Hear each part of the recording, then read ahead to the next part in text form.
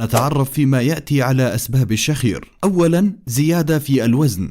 تسبب زيادة الوزن العديد من المشكلات الصحية، منها الشخير المفاجئ، وذلك بسبب وجود الأنسجة الزائدة في الحلق. وقد تكون زيادة الوزن كذلك أحد أسباب شخير النساء الحوامل. ثانيا، التقدم في العمر. يعد التقدم في العمر أحد أسباب الشخير المفاجئ، وقد يعود السبب لتضييق مجرى التنفس وانخفاض التوتر العضلي في الحلق وارتخاء عضلة اللسان. ثالثا، قلة النوم.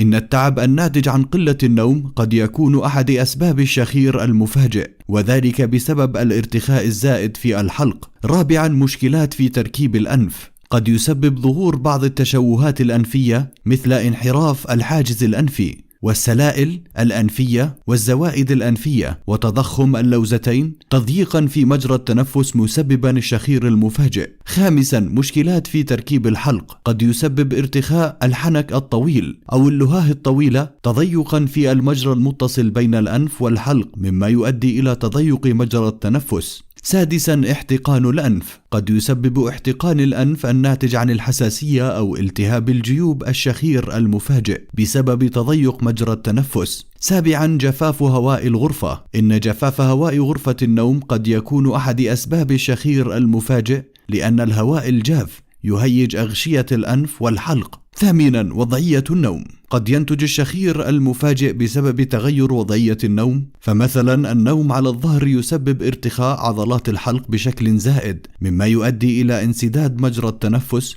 وكذلك فإن فتحة الفم خلال النوم قد يؤدي إلى ظهور الشخير. تاسعا، تناول بعض الأدوية. إن العديد من الأدوية المصنفة ضمن أدوية مرخيات العضلات أو المهدئات مثل اللورازبام تسبب ارتخاء عضلات الحلق